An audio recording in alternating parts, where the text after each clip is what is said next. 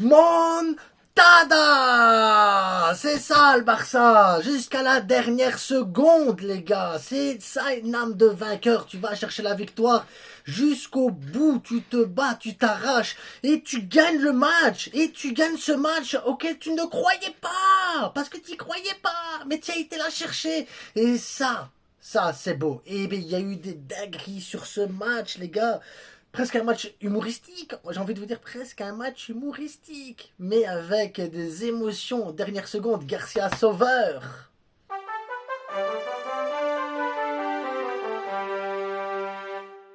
On s'abonne, on like, on partage, on se fait plaisir, on y va. Donc, je dis Garcia sauveur, Rafinha qui met le dernier but aussi.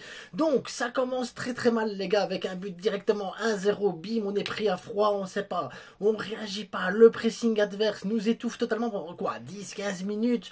Après, bim, penalty, Lewandowski qui marque son premier but, il fait ah, 1-1, tu relances le match, t'es chaud. Et là, je sais pas, Chesney, Baldé, Chesney, à qui on met la faute.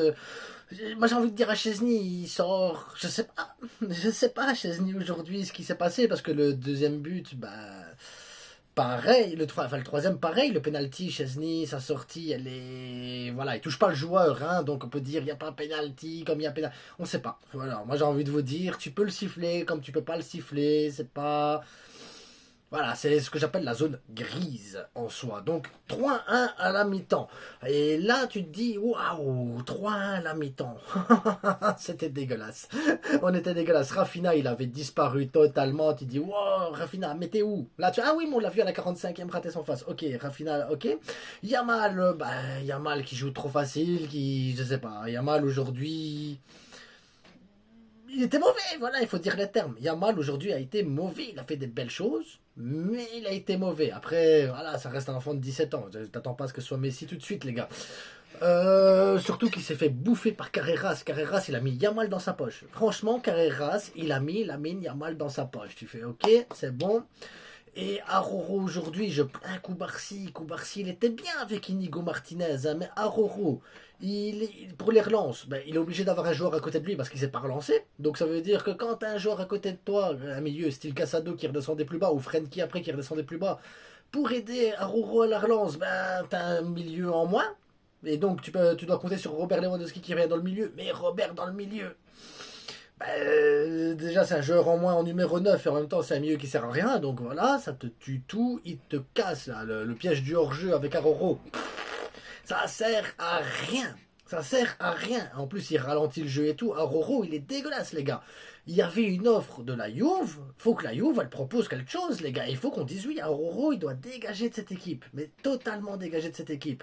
Le Barça, nonchalant, sans idée, timide, pas de réaction, rien. Un Barça vraiment à l'agonie totale. Parce que tu domines le match. Oui, t'as la balle et tout ça. Mais il se passe rien de spécial. Rien du tout. Jusqu'à ce que le gardien adverse, il se dise, moi je dégage la balle sur la tête de Rafinha pour que Rafinha il mette son but de la tête. Donc, Rafinha il met un but, tu fais waouh, le match il est relancé, ça y est, plus qu'un but de retard, tu peux aller chercher le but. Et là c'est Aroro qui est dégueulasse, qui a décidé de mettre un but dans son camp. Il se dit ah, 2-4 c'est mieux, 4-2 c'est mieux quand même, hein. Il faut, voilà, la remontada elle sera plus belle maintenant. Oui, ok, peut-être qu'il avait trop confiance, il s'est dit non, nous on veut gagner, mais on veut du spectaculaire. Voilà peut-être ce qu'un Roro il s'est dit, je sais pas. Donc, 75e minute, les ouais, ils marquent sur penalty. Tu dis, ouais, penalty sur la Yamal. Pareil, zone grise comme l'autre penalty. Tu peux le siffler comme tu peux pas le siffler, j'en sais rien. Très franchement, il touche, mais tu le siffles pas, c'est pas un scandale. Tu le siffles, pour moi, c'est pas un scandale non plus. Donc les deux, c'est comme le penalty, là, le deuxième. Oh, zone grise, j'ai envie de te dire, mais ça change de la Liga où il n'y a pas de zone grise ni de zone blanche. Avec des zones, il n'y a rien, il n'y a rien, il n'y a rien. Là, ça nous choque à nous. Tu fais waouh, 4-3, maintenant il faut essayer qu'on n'encaisse pas. Donc tu sors Koundé, tu sors Koundé. J'ai vu Koundé qui est sorti. J'ai vu. Je sais plus qui est sorti avec Koundé. Je crois que c'est Baldé qui est sorti avec Koundé. Et tu vois Garcia rentrer. Tu fais ouais, ok, Garcia qui rentre. Garcia qui met un but de la tête, qui relance totalement le 4-4, mais en plus tu es dans une phase où tu domines, une phase où tu as le jeu, une phase où tu as des occasions, une phase où tout est là, tu dis c'est contré, c'est recontré, t'essayes autre chose, t'as eu un match, fin de match, tu dis 4-4, et tu te dis dans ta tête, il y a possibilité, là t'as le coup franc, là 94e, 95e minute, je sais pas quoi, et là tu dis c'est bon, ils vont tirer le coup franc, ou on encaisse, ou le match il est fini, 4-4, finalement tu sauves les meubles. Non, bam, dégagement, Rafinha, fait le petit crochet, le but. Rafinha, pas bon du tout sur tout le match, mais pas bon du tout. Tu dis Rafinha, il te met un doublé hyper important. Il te met le but de la victoire. Rafinha is the GOAT de Ballon d'Or of the world, les gars.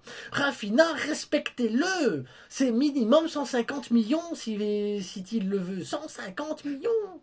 Et tu vas chercher des joueurs qui savent jouer contre les blocs bas. Parce que c'est ça aussi, tu joues contre des blocs bas, avec des joueurs qui savent partir derrière dans le dos, avec des défenseurs qui savent pas jouer leur jeu. Wow, qui savent pas relancer non plus la balle. Inigo, tu me manques, Inigo, reviens. Et Benfica, il a fait mal, les gars. Benfica, il a fait mal sur les reconversions, le changement d'aile qui fait. Parce que c'est ça le truc. Benfica, il partait par exemple sur le côté droit, il changeait d'aile direct après. Et quand il changeait d'aile, eux, ils avaient le réflexe. Ils avaient 2 ou 3 sur l'autre côté. Donc, Koubarsi tout seul, Waroro tout seul. Oh purée, face à 2-3 gars, Chesney qui fait une deuxième bonne mi-temps. Il fait 2 arrêts. Mais Chesney, en même temps, quand il est sur la ligne, c'est un bon gardien. Lui, ne demande pas de faire du peigna, de monter à 50 mètres du but pour dégager la balle. Il sait pas le faire, ça. Il faut. C'est compliqué, les gars. Il y a à boire, il y a à manger. Pavlidis, il nous a tués. Carreras, il nous a tués aussi. Il nous a mis. Enfin, bref, c'était un match. C'est une dinguerie. J'ai essayé de faire quelque chose de plus ou moins cohérent par rapport à tout ce qui s'est passé sur le match. Mais j'ai envie de vous dire, les gars, la victoire, à l'arracher comme ça, pour garder cette deuxième place. Je sais pas si Liverpool jouait ce soir ou s'il joue demain, j'ai même pas regardé. Mais voilà, on est normalement, je pense mathématiquement, je vais vérifier, mais qualifié pour les huitièmes de finale. Et quand tu as un arbitrage normal, c'est dingue en fait comment c'est facile d'aller gagner les matchs. Parce que là, t'as pas les pénaltys, tu perds le match, on va te dire oui, mais t'as qu'à mettre les occasions. T'as qu'à mettre les occasions. C'est mérité, t'es nul.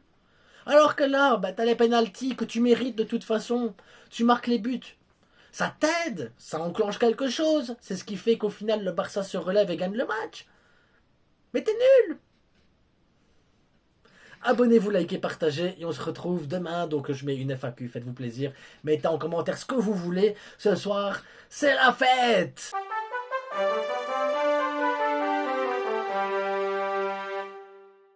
Pouf. Petit mot juste pour dire, les gars. Chesney aujourd'hui c'est deux boulettes importantes. Le gardien adverse c'est une boulette importante. On marque 2 buts sur penalty quand même.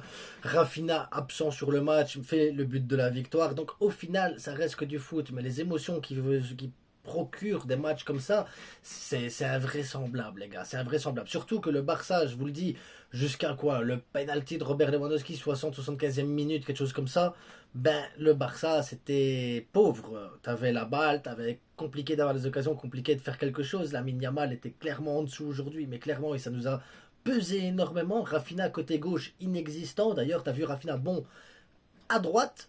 Étrangement à droite, Lamine Yamal était là aussi, mais ils étaient mieux à droite. Fermin Lopez a fait une bonne entrée, Ferran a fait une bonne entrée, Garcia a fait une bonne entrée, Frenkie a fait une bonne entrée, Frenkie a joué plus haut. Je tenais à le dire aussi, c'est ça que je veux voir de Frenkie, c'est un joueur qui joue beaucoup plus haut. Et j'ai pas parlé de Pedri qui aujourd'hui pour moi est l'homme du match, clairement l'homme du match. C'est lui qui... C'est un maestro les gars, c'est un magicien. Pedri est un magicien, il contrôle le temps.